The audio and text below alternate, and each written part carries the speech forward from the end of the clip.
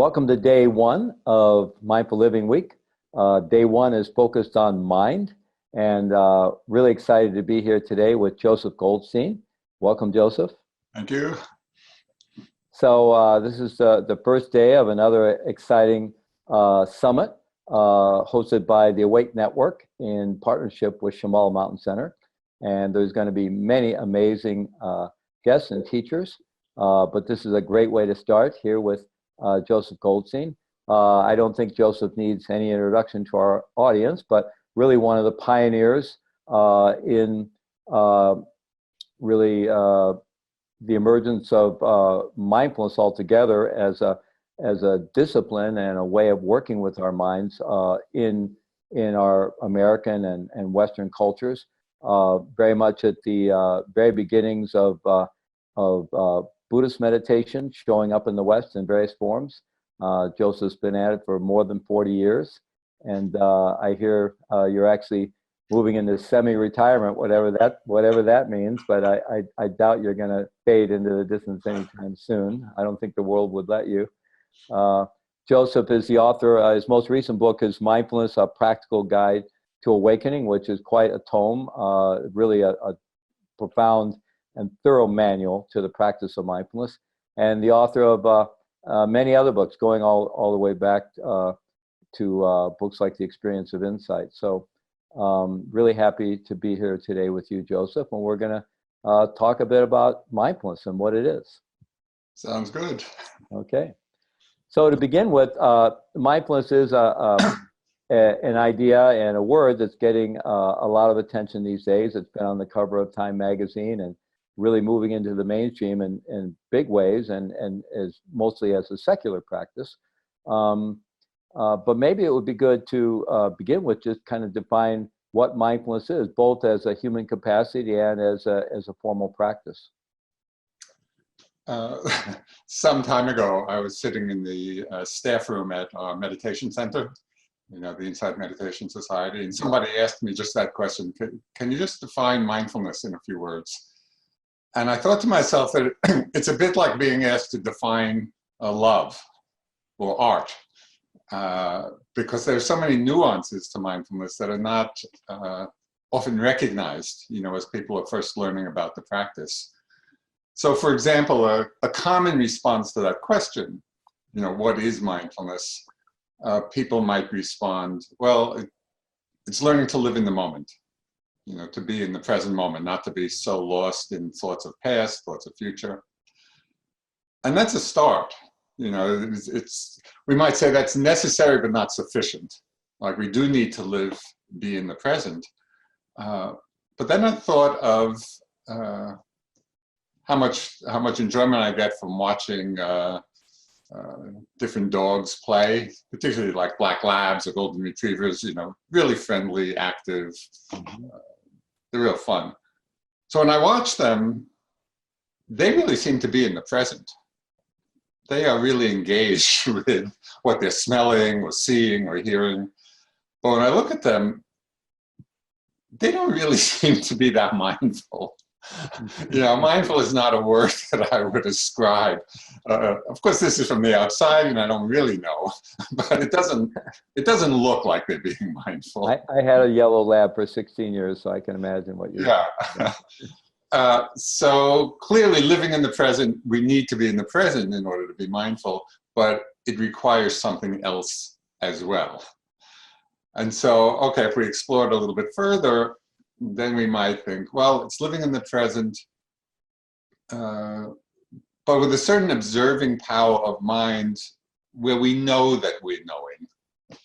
So we might call it, or a phrase might be, metacognition. We're knowing, and we know that we're knowing. So that adds another dimension already to mindfulness, a quality of self-awareness that the golden retriever or black lab might not have. But even that's not enough. So we're getting closer to what mindfulness means. Living in the present, that observing power of mind where there's a bit of self-awareness and we know that we're knowing. But what we begin to see as we explore what mindfulness really means in our in our experience, in our practice, that very often, even as we're being aware of different experiences, whether internal in our own bodies or minds or hearts, or externally, what we find is that there's very often a filter in the mind through which we're observing. So we might be observing things through the filter of wanting, or desire or greed. So we're in the present, we're aware of what's there, aware of what's happening, but it's not a totally clear mindful awareness because we are experiencing it through this filter. Or it could be through the filter of aversion, annoyance, irritation, not liking something. Again, we're in the present, we know what's there, but we're not actually yet being mindful of it. So mindfulness takes us into that place where we're in the present, we're observing what's happening, but we're observing in a particular way. And that is observing or being aware of what's there without the filter of desire, or not through the filter of aversion, or irritation or annoyance. And so this is, it really points to the particular and very special quality that mindfulness is. And it's why it has such a transformative effect on our minds. Because when we're being mindful, we're actually purifying the mind of those tendencies towards greed or desire or wanting, purifying it of the tendencies toward aversion, or irritation or anger. So this is what really gives mindfulness a tremendous depth and power in our lives. Mm. Yeah, that discovery of, this is what mindfulness is, seems to be an unfolding discovery that goes on for a long time at many layers. Yeah. Exactly. Well, suffice it to say, I think one of the reasons that many of us are attracted to mindfulness, especially as a formal practice, is the sense that we do need a way to work with our mind. Once we get the sense that we have this thing called the mind, then if we're not working with it, it's working us, right? Exactly. Sometimes it feels like a runaway train or a runaway horse, right? And dragging us through life with our, bouncing on every rock and puddle and nook and cranny. So mindfulness seems to be a way to kind of get in the saddle and start, working with our own mind. So maybe if you could talk a little bit, well, I think later we'll talk about, bringing this into our daily lives. But to begin with, if we could talk about formal mindfulness practice as a way to begin to make a relationship with this thing we call the mind, Mm-hmm. and how that might be beneficial. Yeah. So I mean, that's a key question, really. How do we actually begin this practice? Mm-hmm. So there are a few points just to highlight. This the book you mentioned, my last book, is over 400 pages. So we're not going to really get into the fullness of it, in a short conversation, but we can hit some of the highlights. So one way of beginning the practice of mindfulness is through the practice of mindfulness of the body, because the body is very tangible, it's obvious, it's not difficult to feel. It's more difficult to remember to be mindful than to be mindful. So as soon as we remind ourselves, can I feel the body? Can I feel the body moving? Can I feel the body walking? Can I feel the breath when I'm sitting? Right. So this becomes the beginning and continuation of our practice. And the Buddha spoke a lot about mindfulness of the body. And later we can talk about how this can be applied in our life outside of formal meditation. But in terms of the formal sitting, starting with this it provides a very good, solid foundation for settling into what mindfulness actually means. We feel the breath, and we simply know. I know I'm breathing in, I know I'm breathing out. So it's really that simple. It's not forcing the breath in any way, it's not a breathing exercise. We're just letting the body be in a completely natural state, The body is breathing all by itself. And we just simply settle back and feel it. You know, feel the breath coming in, feel the breath going out, feel different sensations in our body as they appear. So this mindfulness of the body becomes the foundation for the rest of our practice and for the further exploration of our minds and applying mindfulness to investigate what's going on in our minds. Mm-hmm. So one... Well, I just wanted to, it seems like before we're able to do much investigation, the first thing that most of us, I think, encounter is that our mind doesn't seem to want to stay with the body or stay with the breath. Yes. So there's one very simple, what I call little meditation mantras. These are not a mantra in the classical sense of, you know, holy words, but rather just phrases that can help remind us of what we should be doing. So one of the most important little meditation mantras addressing what you just brought up, how the tendency of the mind to get carried away and to get disconnected from the body, is simply begin again. Because it's completely natural as we begin to train the mind, you know, and start attending to the body, to the breath, to sensations, just as you say, for almost everybody, the mind will wander countless times. We'll start with the breath, feel the breath once, twice, on a good day, 3 times, and then the mind is off, you know, and lost in all kinds of thoughts or fantasies or whatever. So whenever we become aware that we're off, that we've been lost in a thought, that moment is very important. Very often when people realize that they've been lost in a thought, the first reaction to that being lost is some kind of self-judgment. Oh, I blew it again. You know, I can't do this. Or some kind of self-assessment. It's not helpful at all. First, because it's completely natural. This is what happens with everybody. And second, being lost in some kind of self-judgment is simply getting lost in thought again. So we're not serving the greater good of mindfulness. So rather than go on that route, every time we become aware that we've been lost in a thought, the first thing I would do is actually highlight that moment of again becoming aware. Right? So we've been lost, and then at a certain moment, oh, I've been thinking. Right in that moment, rather than jumping back to the breath or to the body, just to take a moment to acknowledge that moment of waking up from being lost. So that's a powerful moment. That's absolutely. It's like a little mini awakening of a kind. Exactly. And one of the interesting things that we begin to realize, and this can bring a certain kind of joy to the practice, that for as many times as we get lost, exactly that many times do we awaken. Because nobody stays lost forever at a certain point. Well, that seems like very helpful guidance, because we could either go, oh, I'm lost again, or wow, I'm back. Exactly. Go either way. And not only appreciating the fact that we're back, but even taking it a step further and just acknowledging, it's almost a mini investigation, but acknowledging, oh, this is what awareness is like.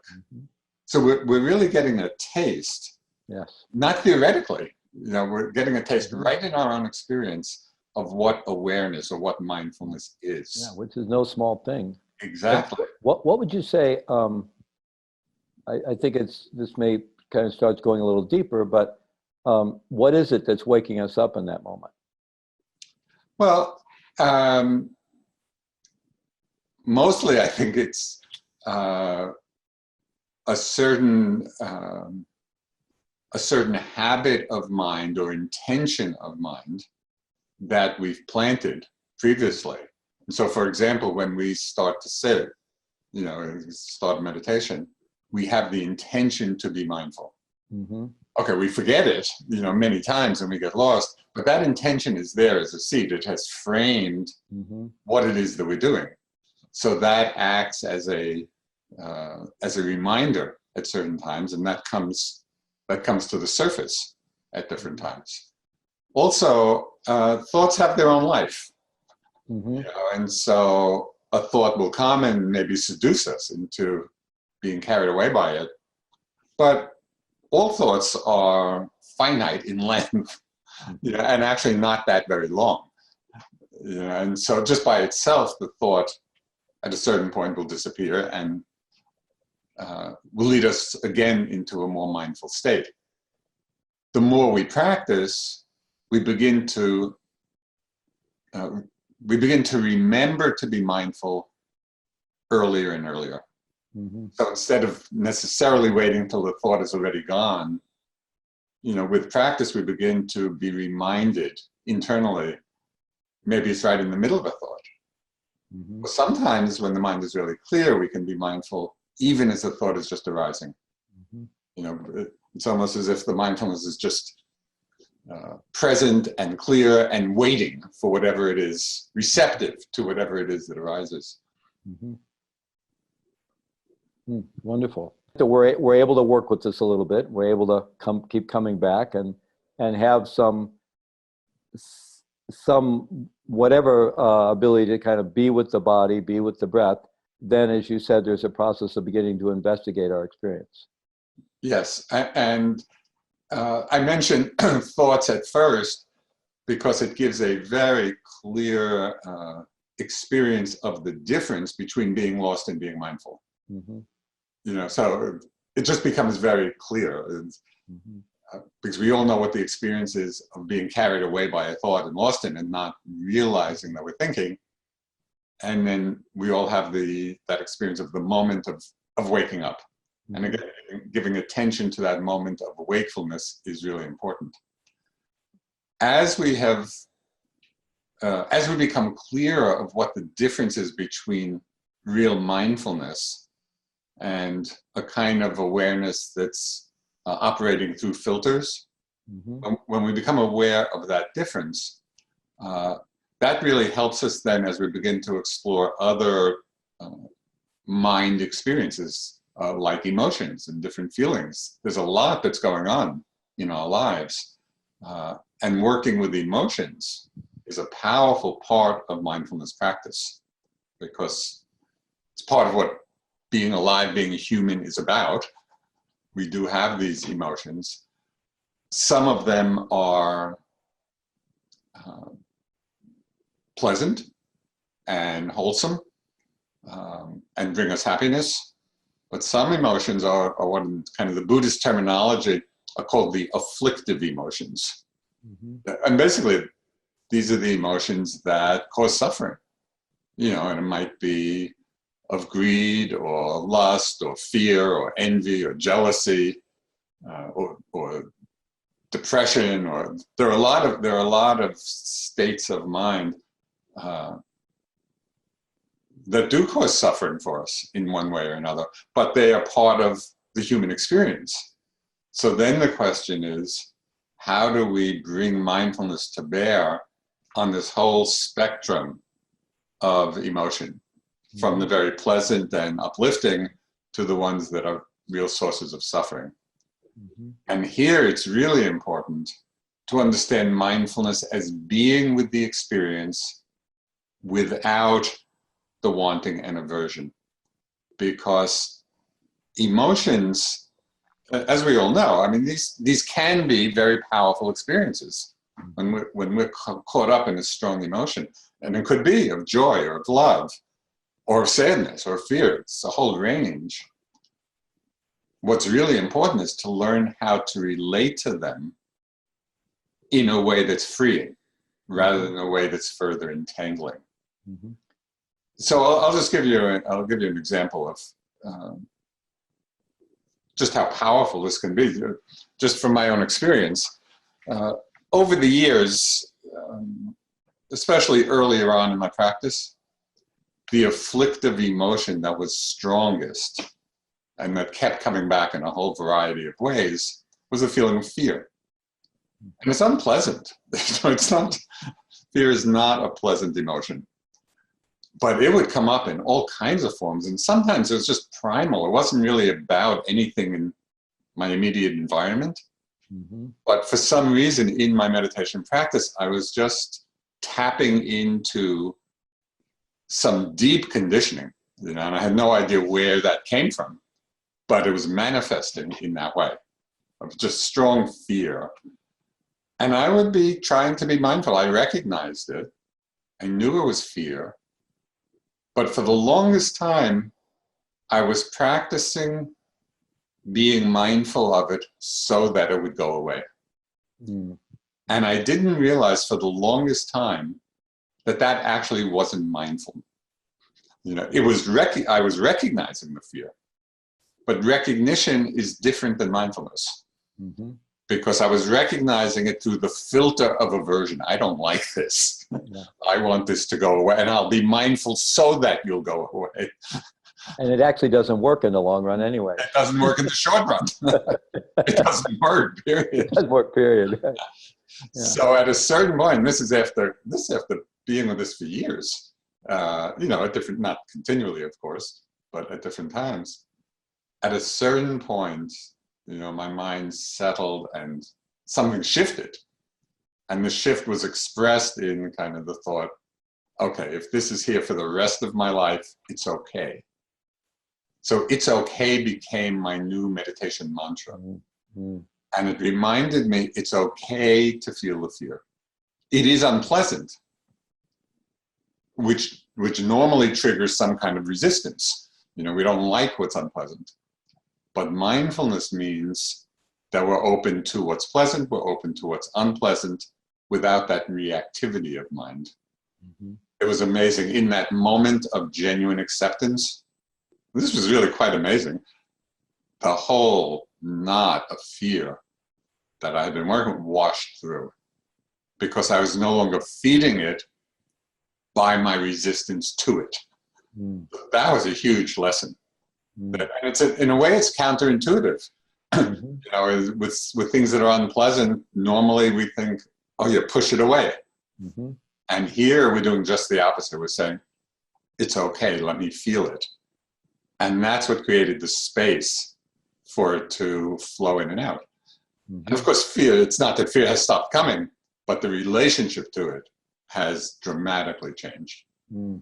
That seems to run through the whole process of really personal evolution and growth, spirituality altogether, is that counterintuitive quality that it's actually leaning into our discomfort, leaning into our pain where the growth is, rather than following our instinct to pull back or push it away. Yeah, exactly. Mm-hmm. I'd like to talk, more about working with strong emotions, because I know this is of interest to everyone. We all struggle sometimes getting carried away with strong emotions and emotional triggers and so forth. But I wonder if we could step back for a moment. You began by talking about the practices, mindfulness of body, mindfulness of breathing is where we usually begin. And I know you go deeply into this in your book. One of the first things we notice is that various physical, even just beginning with touch, with physical sensations, either on the surface of the body or within the body, they arise as either pleasant, neutral, or unpleasant. And then along with that, pretty quickly follows either the mind of attraction to that which is pleasant, aversion to that which is unpleasant, or when things are neutral, we just kind of tend to check out. And so I'm wondering if you could talk about mindfulness even at that most basic level, because already our filters are starting to come in there. So it would seem like the initial awareness would be the awareness of those filters, perhaps. Yeah, no, I think that points to a really essential part of the practice that we can apply right from the beginning. Mm-hmm. So, for example, as we're sitting, as you mentioned, we start with the breath and maybe feel different bodily sensations. Well, each one of those sensations we're experiencing, as you said, we experience, or we could say we taste the sensations as being either pleasant or unpleasant or neutral.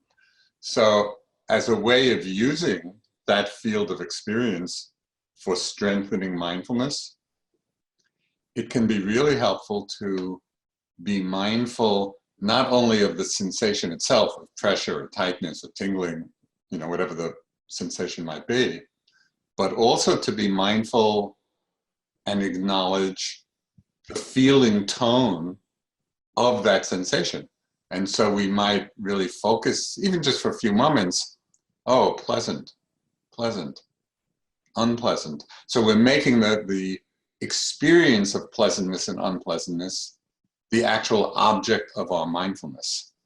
And one way of doing this that helps to keep the mind in balance, as we're exploring this, is a particular tool of meditation that is emphasized in some traditions, not emphasized so much in others, but I found really helpful at times. And so I would encourage people to just experiment and explore a little bit the use of this tool, and they can find for themselves, when it might be appropriate. And that's the meditative tool of mental noting or mental labeling, which is a very soft, silent word in the mind that's acknowledging the moment's experience.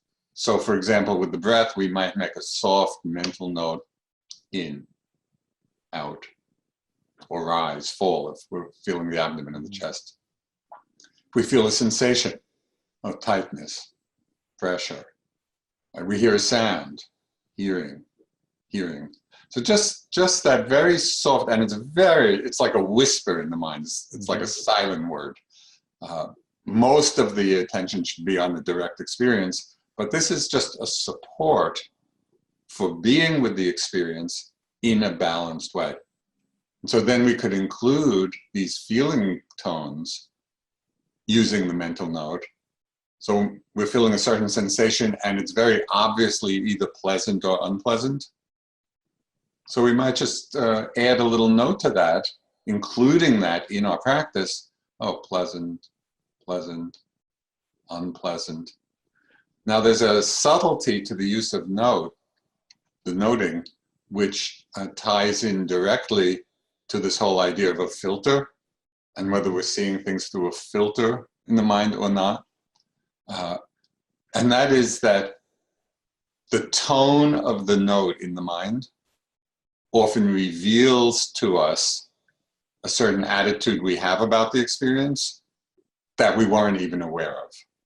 So for example, if we're noting pain, some kind of painful sensation, and the tone of the note, pain, pain, pain, pain. So that's telling us, yeah, exactly. That's telling us, oh, there may be a little bit of aversion here, or if we're having some delightful, pleasant fantasy, oh, pleasant.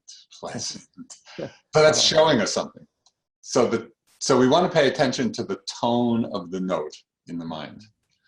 And very interestingly, just by changing the tone, it will change the attitude in our mind.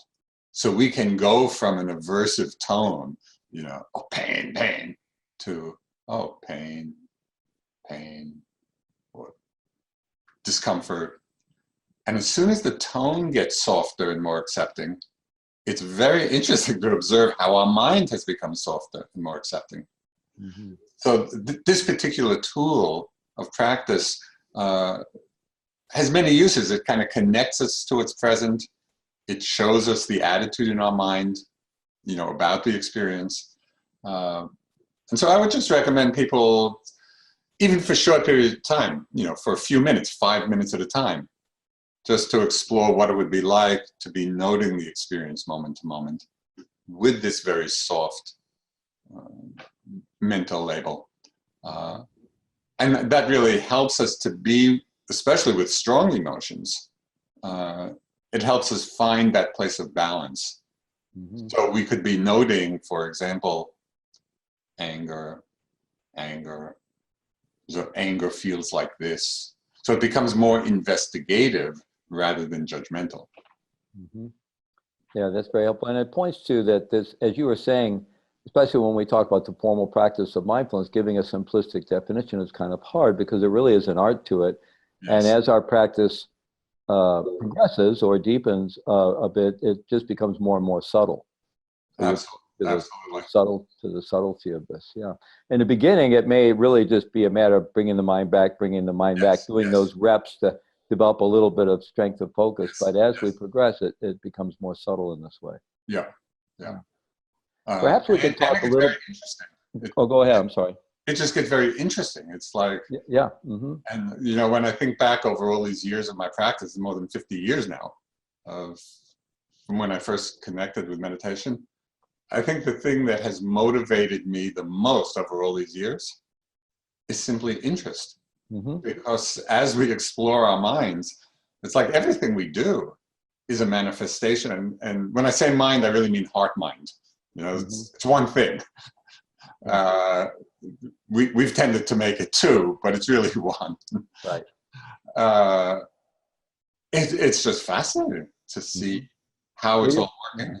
well, you're pointing to, I mean, as we talk about bringing more attention to our own experience, we talk about qualities of openness and non-judgment, but it seems like what you're pointing to, curiosity, is a really basic quality of the practice. Absolutely. You know, and this quality of interest, of investigation, of Mm-hmm.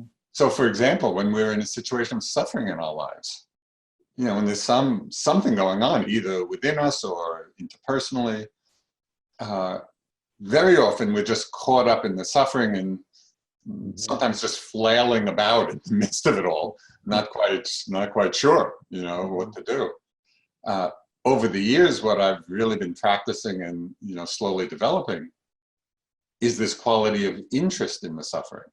So when I'm suffering, it really does pique my interest. What is going on in my mind Mm-hmm. that's causing the suffering? What am I holding on to? What am I resisting? You know, what am I not open to? So that it becomes a tremendously vibrant inquiry. Mm-hmm. Well, it does point to a market shift, and again, the motivation is not to avoid the suffering, uh, but being able to make that shift and having a little bit of space around the suffering and curiosity about what's going on here. And it does provide a little bit of relief, but I obviously, if we then use that to avoid suffering, we're not going to really resolve or transform anything. But there is a kind of short term. I mean, awareness is helpful. We're not quite as driven about by our suffering if we do have a modicum of awareness. Yeah, I think that's true. I would just add a little something to what you said. Um, I think that by understanding suffering and understanding the dynamics of what's going on in our own minds and hearts when we're caught in that way, it does alleviate it. Mm-hmm. You know, and it's not to say that suffering doesn't come back again. Yeah. You know, I mean, this is just part of life. Mm-hmm. But understanding really is a doorway to freedom. And you know, the Buddha, he talked about the truth of suffering and the truth of the end of suffering. Mm-hmm. So I think mindfulness has more liberating power Mm-hmm. than merely getting a little comfortable with it. Mm-hmm. And it comes from really investigating the Mm-hmm. causes of suffering, Mm-hmm. you know, within ourselves. Because when we see it on that level, so that's a little different than simply coming to a place of acceptance. Exactly. Mm-hmm.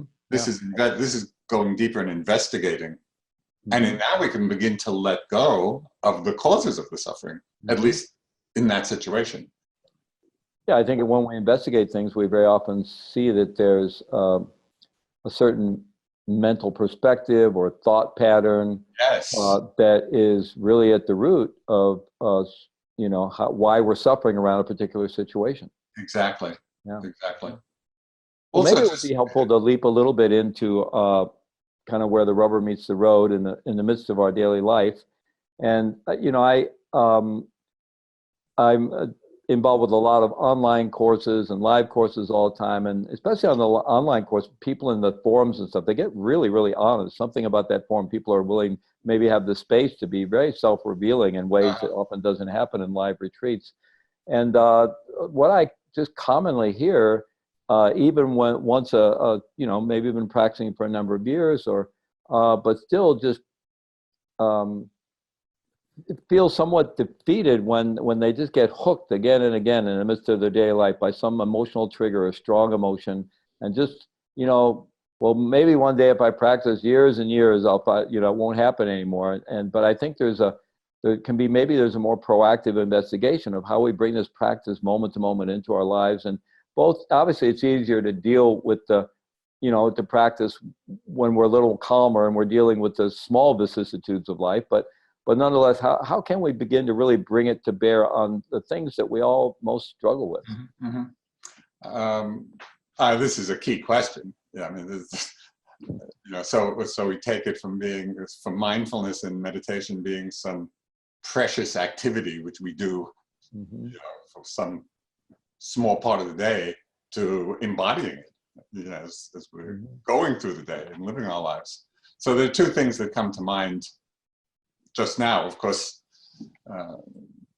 this topic could be the topic for a very lengthy conversation. But one of the things that I found to be really helpful in integrating the practice of mindfulness into my life, into the day, is going back to what we started with. Mindfulness of the body is hugely helpful because it's so apparent, it's so obvious. Mental activity is more subtle, and it's often going on, and we're not even aware that it's going on. So the walking meditation for me, and practicing the walking, over so many years, has proved so beneficial. And what I found interesting is that very often when people come to do a meditation retreat, and we talk about, okay, this is the sitting practice, this is the walking practice, and then be mindful throughout the whole day. So very often people will create a hierarchy in their minds. Well, sitting is the real thing. Walking, yeah, that's kind of meditation, but it's not quite like sitting. And the other stuff through the day, yeah, that's important, but just, I'll do that later. So sometimes what I'll suggest to people on retreat is they reverse that order of priority, just in their minds. And they think, okay, I'm going to give most attention just to the daily activities. Next, most attention to the walking, and then to the sitting. So it's just a way of shaking that hierarchy up a bit. But what I found from doing the walking meditation, the formal walking meditation, which I would suggest people can do even in their homes, even for a short time before they sit, maybe even to do just 5 or 10 minutes of walking practice. It could be in a hallway or just back and forth across a room. That does two things. First, in that situation, it will help to settle their minds, collect the attention, so when they do go to sit, generally the sitting is much more concentrated and still because they've prepped, even from that short period of walking meditation. But in a way more important than that is, as we do more of the walking practice, being mindful of simply taking a step. It's so simple. It's not at all complicated. We take a step and we simply feel the body moving. We could feel the leg and the foot moving through the air and then touching the ground. Just moving and touching, moving and touching. If we practice being mindful in that very simple, uncomplicated way, after a while, that awareness becomes the default setting for us as we move through the day, even when we're not doing formal walking meditation. Because we've practiced it, then just automatically we're taking a step down the street or going from our home to the office or whatever we're doing. We move a lot in the course of the day. If we've practiced the walking meditation, as I said, the mindfulness of the movement and the touch, it comes automatically. And so we find that mindfulness then gets profoundly integrated because we do move a lot in the course of a day. And in each of those times, we're in the habit of being mindful. So that's one area that I have just found really helpful and that people often overlook, of just how important it is. So just as another experiment that people might make, as I said, they might want to try the walking meditation 5 or 10 minutes before sitting, but maybe to spend a week or 2 weeks or longer of, if they have a certain amount of time for formal practice, to take all of that time just for walking instead of sitting. And just to see what that's like, to see what's developed, to see how it carries over, you know. And then, of course, to bring the two together. So that's the first big piece. You know, mindfulness of the body, mindfulness of movement, mindfulness of walking is not hard, right? Because it's very obvious, it's very simple. It's just practicing remembering. So that's the first big piece. That's great. I think that is the real transition between formal mindfulness and mindfulness in daily activities. I've always found it. I've always loved walking meditation. Yeah. And maybe as we move into further into bringing it in, you know, especially when people get concerned about the obstacles that arise in life, or when they find themselves behaving in ways that are not so helpful and so forth.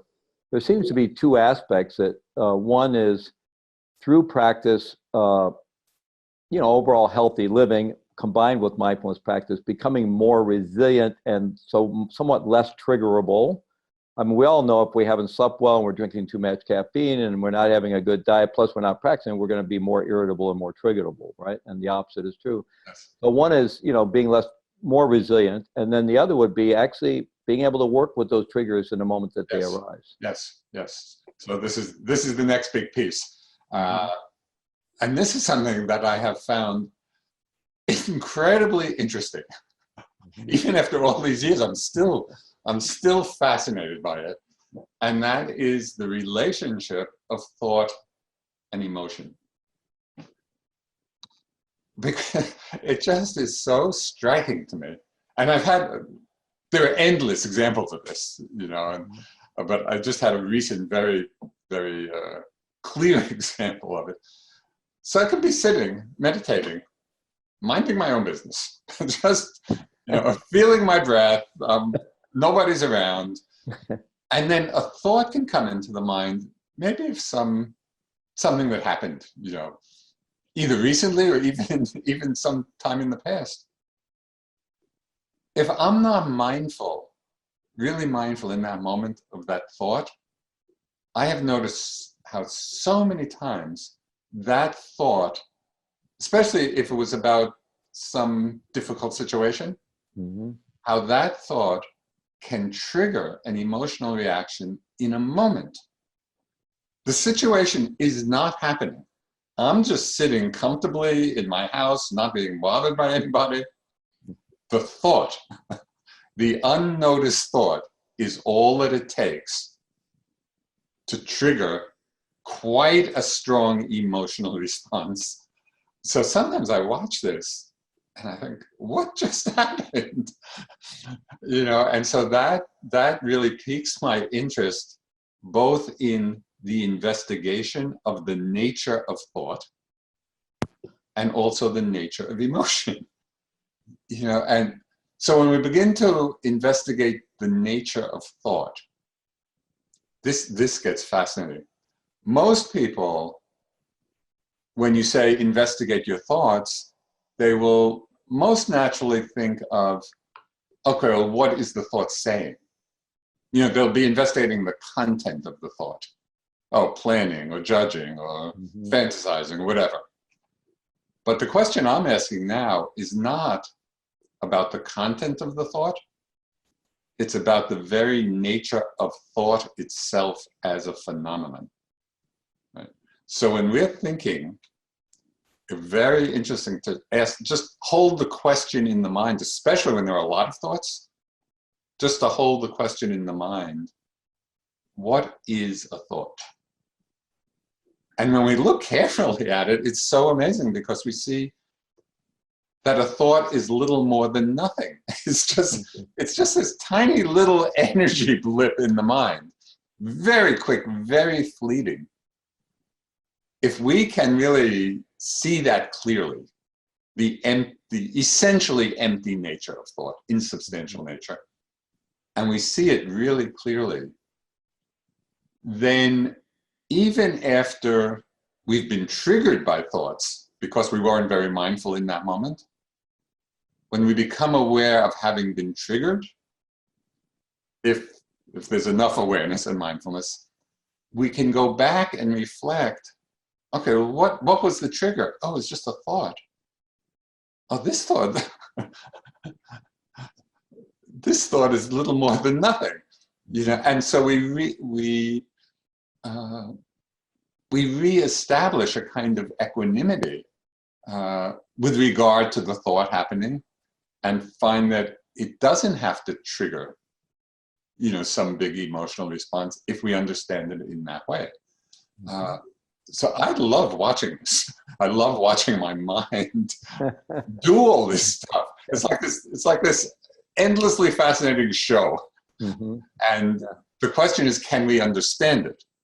Right. And can we understand, okay, what causes suffering, and how can we be free in the midst of it all? Mm-hmm. Well, before we finish our session today, I want to ask you to guide us in a practice. But before, I'd like to just maybe one more question, because we are talking about the relationship between thoughts and emotions and how thoughts can trigger emotions. And I love what you said about when we actually really look at thoughts and examine thoughts, we see that they're very ephemeral. They're just barely there. They're there and they're not there. And so the idea that such a thing that is so ephemeral could take us into a life and death kind of emotional experience. Yes. Yeah. So when we talk about emotions, and what are we talking about from the mindfulness perspective? What is an emotion? Yeah. So emotions are a much more complex experience than thoughts. And just to define how, because sometimes people may not know exactly what I mean when I use the term thought. So it's important just to define how we're using these terms, because people may use the terms differently. Mm-hmm. But for me, when I use the term thought, I'm really referring to the words and sometimes images that are in the mind. So it's like, it's the thoughts, it's the words that are going through our mind. That's what I'm calling thought. Mm-hmm. Emotions are much more complex, because when we're feeling a strong emotion, there are often different kinds of thoughts happening. There's almost always some related energetic bodily sensations associated with the thoughts. When there's strong fear or anger or excitement or joy, we feel that in the body as well. And then as a third component, there is a particular, I don't know, we might say, coloration of the mind and heart for each emotion. And so we're feeling fear, we're feeling joy in different ways. Not simply in the body, but also the quality in the mind. So that's what I'm calling kind of the color tone of the emotion. Yeah, that And so it's coloring, that's interesting. all of these things. That coloring from the, not to reduce things to neurobiology, but from a neurobiological perspective, that coloring is, we know with emotions, it's almost like a flooding of the mind, right? Yes. Yes. The neurochemical response, there's a flooding of the mind with this particular color or tone or. Yeah. And here again, both mindfulness and investigation, the attitude of investigation and interest can be so helpful. So instead of being overwhelmed by the emotion, even when they're very strong, we can take an interest in it. You know, oh, what is the nature of anger? What is the nature of joy? How am I relating to it? What's my attitude about it? There's so much to discover. Mm-hmm. Mm-hmm. Well, I would like to invite you, Joseph, if you would, to lead us in perhaps a short mindfulness exercise, since this is the first day of the Mindful Living Week, and the focus is on mind. Maybe, approaching just kind of introducing us to the practice, in a sense of introducing us to the fact that we have a body, we have a mind. They're kind of related, or they're obviously related, and we're just beginning to work with it, beginning to make a relationship with it in some way. Okay. Enlightenment, here we come. Okay, so take just a comfortable position. And it's good to sit in a way that's both comfortable, but also moderately erect, not stiff. You don't have to hold a rigid posture, but one teacher described it as sitting in a dignified manner. And I like that. It's kind of we're just settling into our body in a very conscious way. Sitting and relaxing the eyes, relaxing the shoulders, the jaw, the chest, because relaxation is an important part of meditation practice. So settling in, feeling the body sitting, feeling the body posture. Sit and know you're sitting.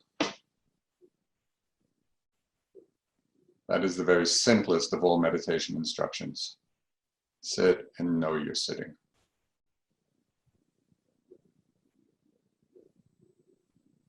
You might experiment with that soft mental note simply of sitting, sitting.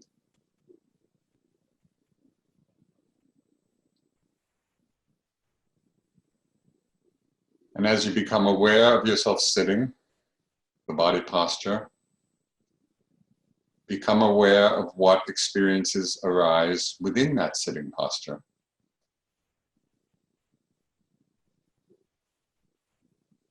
You might feel the sensations of the breath, of the body breathing.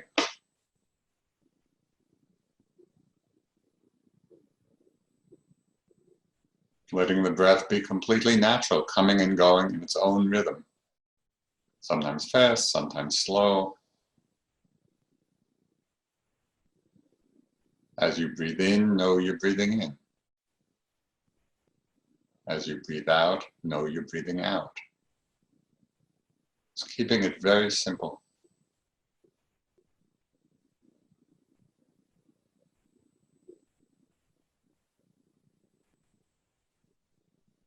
As you sit and know you're sitting, you may become aware of different bodily sensations. Sometimes pleasant, sometimes unpleasant. When they're predominant, open to the feeling of those sensations.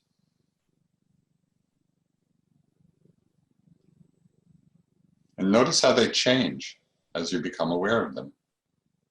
They may get stronger, they may get weaker, they may disappear.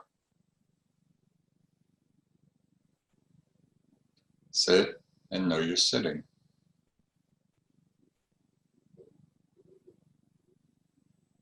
Within that framework, you may become aware of the body breathing, of different sensations. And pay particular attention to the arising of thoughts in the mind, words in the mind, or pictures. Maybe planning, it may be commenting, maybe remembering, fantasizing.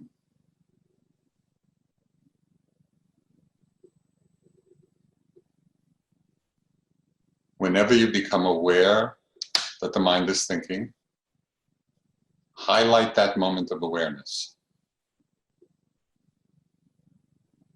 Notice how you've gone from being lost to being awake.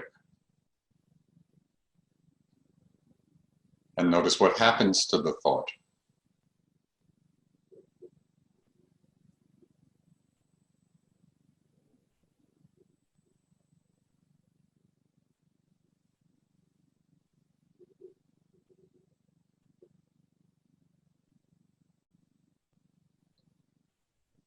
And notice different emotions that may arise, either conditioned by the thought or simply arising from other conditions.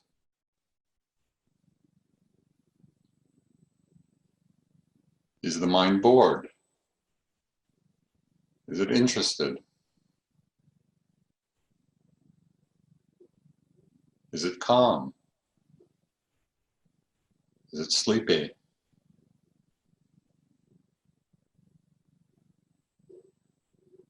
Is it restless? Is it concentrated?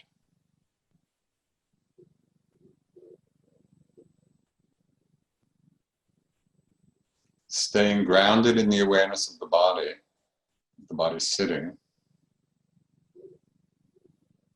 but being open to the awareness of what's happening in the heart and mind as well. noting thoughts and images as they come, opening to different emotions and mind states as they become predominant and call your attention.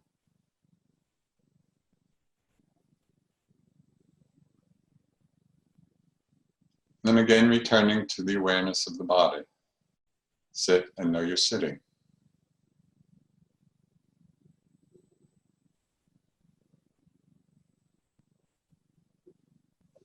And moment to moment, staying open to the full range of our life experience.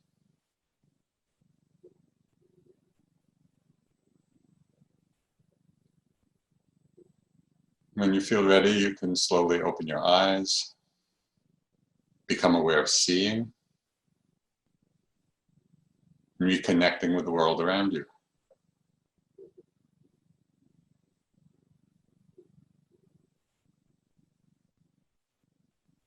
Okay. Thank you so much, Joseph. That was wonderful. Wonderful. That's what I needed on a Sunday afternoon. Absolutely. We all need it. Yeah.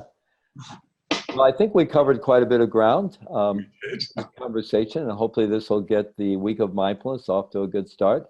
Good, And, I hope so. I certainly want to recommend people explore your teachings further, and your most recent book, Mindfulness: A Practical Guide to Awakening. I didn't mention before, many of you already know this, but for those who are newer to this, Joseph is one of the co-founders of the Insight Meditation Society in Barre, Massachusetts, as well as the Barre Center for Buddhist Studies, and has been, along with his co-founders, Sharon Salzberg and Jack Kornfield, and has been really teaching mindfulness around the world for more than 40 years. And so it's a great pleasure to be with you today, Joseph. And I hope you find a little space in semi-retirement to enjoy your life amidst the ongoing teaching and so forth. Thanks. Pleasure to be here. Great. Well, thank you so much. You're welcome.